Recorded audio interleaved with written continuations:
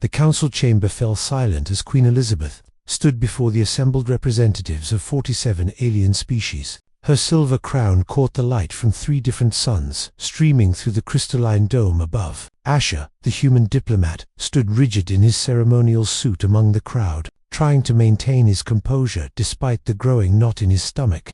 "I bring news that will shape the future of the Galactic Coalition," Elizabeth announced, her voice carrying across the vast hall with practiced authority. "After 3 centuries of my reign, I am with child." The chamber erupted. Chittering, whistling, and various forms of alien communication filled the space. The Zitharians clicked their mandibles in confusion. The Velcran delegates pulsed with bioluminescent shock. Even the stoic Kretha shifted uneasily on their levitation platforms. It was impossible. Everyone knew it was impossible. Queen Elizabeth was the last of the Novari, an ancient species that had ruled the central systems for millennia before the Great Plague wiped them out. For 300 years, she had led the coalition alone, the sole survivor of her kind. Novari biology was notoriously incompatible with every other known species. Scientists had tried for decades to preserve her genetic line, all attempts ending in failure. Ambassador Vexlon of the Zitharian Collective raised one of his 4 arms. "Your Majesty, forgive my directness, but this is unprecedented. How is this possible?" Elizabeth's expression remained serene, almost amused. "Quite possible, Ambassador, when one finds the right compatibility. But the genetic trials started." Dr. The coalition's chief xenobiologist, her tentacles writhing with scientific confusion, were incomplete. Elizabeth interrupted smoothly. "They never tested human DNA." Every eye, sensor, and ocular organ in the chamber turned toward the small delegation from Earth. Asher felt his heart hammering against his ribs. Humans had only joined the coalition 5 years ago. They were the newest, least advanced species in the alliance. They were barely trusted with a single vote on minor issues. "Humans." Vexlon's voice carried disbelief bordering on insult. "Your Majesty, with all respect to Ambassador Asher and his people, they are primitive. Their technology is millennia behind ours. Their genetic structure is common, unremarkable, is remarkably compatible with mine." Elizabeth cut him off, her tone allowing no argument. She turned her gaze across the assembly, and Asher watched something ancient and powerful flash in her eyes. "The universe has a sense of humor, it seems. The youngest species holds the key to the oldest." Then she raised her hand and pointed directly at Asher. "He is the father." Time seemed to stop. Asher's mind went blank. The chamber exploded into chaos, not the excited chaos from before, but something darker, more volatile. Accusations flew. Security barriers shimmered to life between delegations as tempers flared.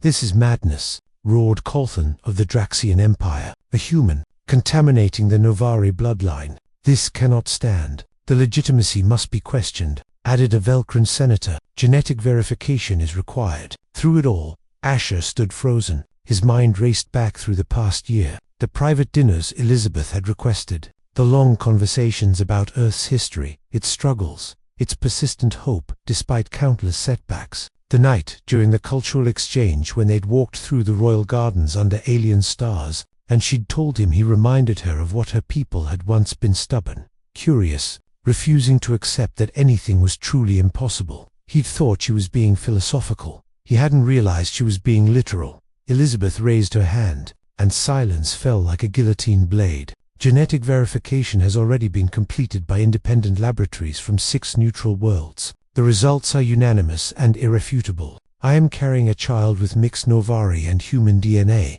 and Ambassador Asher is indeed the father." When Asher finally found his voice, "We never." "The night of the harvest festival," Elizabeth said gently, meeting his eyes. "You were drinking Velcran wine. Quite a lot of it, if I recall. You probably thought it was a very vivid dream." Pieces clicked together in Asher's memory. The blurry recollection he'd dismissed as drunken imagination. The way Elizabeth had smiled at him differently ever since. His face burned with a mixture of embarrassment and shock. "This changes everything," Dr. Velmora said quietly, her scientific mind already racing ahead. "If humans and Novari are compatible, the genetic implications, the possibility of preserving the Novari heritage, it changes nothing," snarled Colthan. "A human has no right. A human," Elizabeth's voice cut through like a blade, "has done what your entire empire could not." what 47 advanced civilizations failed to achieve. This is not about rights, Colton. This is about reality. She placed a hand on her abdomen, still flat beneath her flowing robes. This child represents the first new Novari life in 3 centuries. It also represents the future of human coalition relations. My child will be heir to the throne, carrying both human and Novari blood. This alliance between our peoples is now permanent.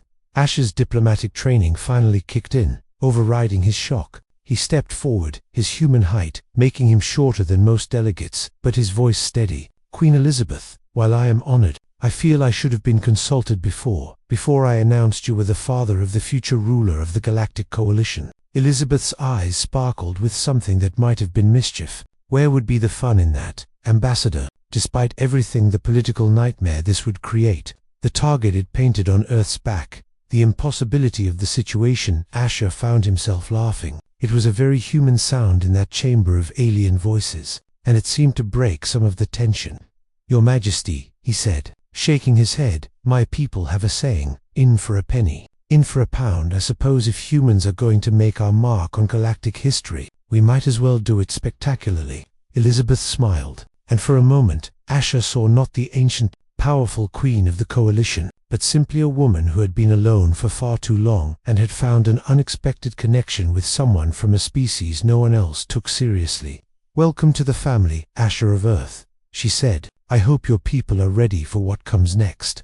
Looking at the chaos still rippling through the assembled delegations, at the mixture of outrage, shock, and calculating political interest on alien faces, Asher thought about humanity's history. They'd always been the underdogs, always underestimated, always somehow managing to survive and thrive when everyone counted them out.